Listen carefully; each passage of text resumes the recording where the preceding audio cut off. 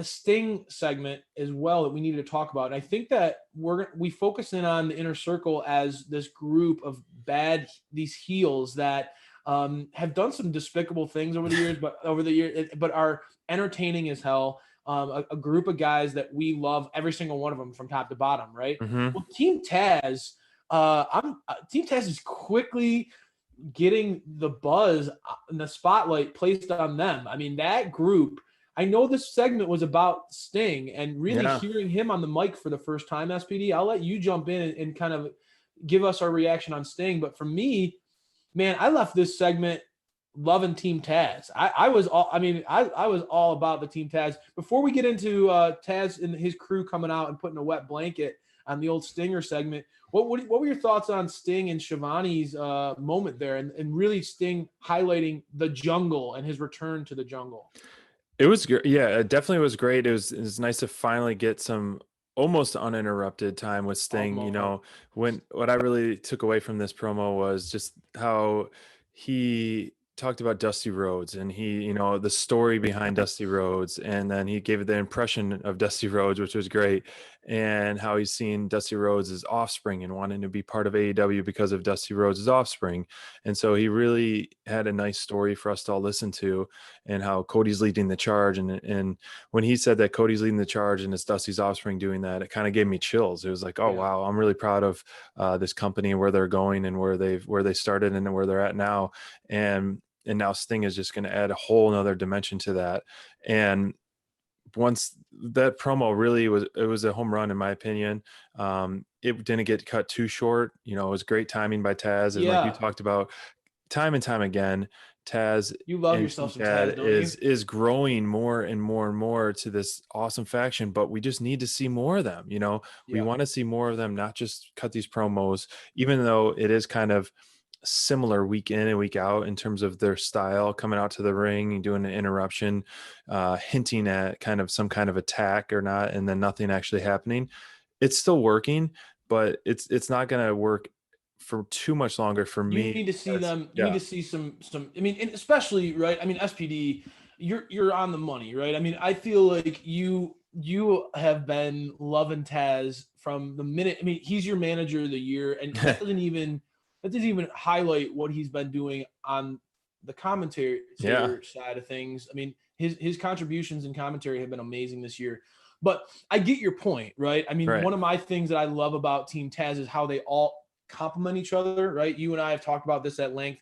Taz is so good on the stick, and Ricky Starks is quickly becoming an undeniable star. I mean, the guy just oozes the it factor. Every time you look at him, he's always got adding another. The glasses this week were a beautiful touch. The guy just knows what he's doing as far as star power and commanding an audience and getting the eyes on him, right? But his strength, even though he's phenomenal in the ring, he's very well-rounded. His strength is that personality, that over-the-top charisma that he has. But I get your point. When you have Team Taz and you have Cage and Hobbs, I mean, truthfully, they should be running through the roster. Two of the badder dudes on the roster. I mean, when you look at them, they are absolute stars. When you look at their physical appearance, they command your respect.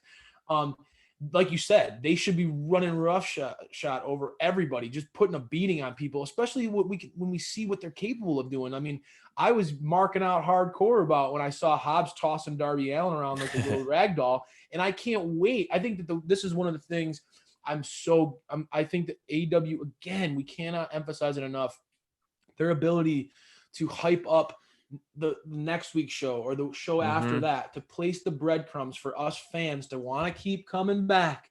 Yep. I cannot wait to see Cage go against Darby. That feud has been going on since Cage debuted, really. For sure. When you think about how Cage debuted, it was really at the expense of Darby Allin in that moment in that battle royal. We knew in that tag match, that ladder match that they had for the big chip, for the double or nothing chip, right? That was an example of Cage. And there, I remember when that happened, we were like, man, we felt bad for Darby because he's literally been put in body bags. Yeah. I mean, the guy has been tossed around. So this is a culmination of months in the making between Cage and Allen. And this is a great example of long-term storytelling. One of the things I loved about this 2 SPD, it was a very small little side note that was thrown in there. But when they were talking smack and Taz was going, debating on whether his team should come down and fight Sting and Allen, Darby had the skateboard, Sting had the baseball bat. Yeah. I loved that smart character work by Brian Cage to say, hey, I'm in my gear. Let's go. What if I don't want to wait? I thought that was one of those lines where, Cage is not at the same level of Taz or Starks on the mic. We know that, right? Right.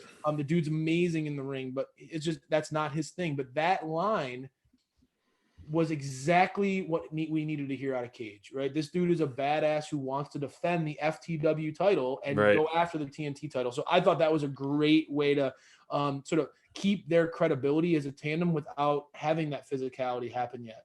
Yeah. Almost like the manager is holding back his crew. So you hate Taz more and you respect Cage more. I thought that worked really, really well. Interesting. So for me, I love what they're doing here, and obviously I don't want Team Taz to overshadow Sting's moment here too much.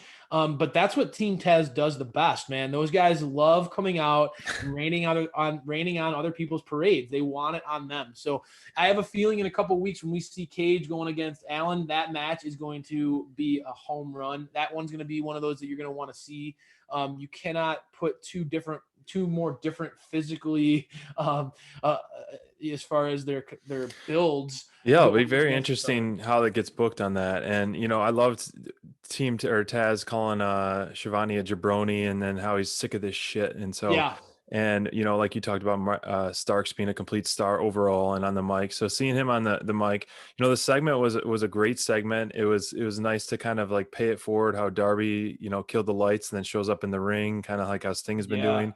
So yeah, good point. The stare down between Darby and Sting still gives me chills. From a few weeks ago when we first saw Sting debut, it was great. But I mean, where they go from here, it's going to be very fun to watch. And I'm just excited for this continued FaceTime with Sting and Darby's essentially first true title defense with the TNT Championship. So we got a lot in store for us early 2021.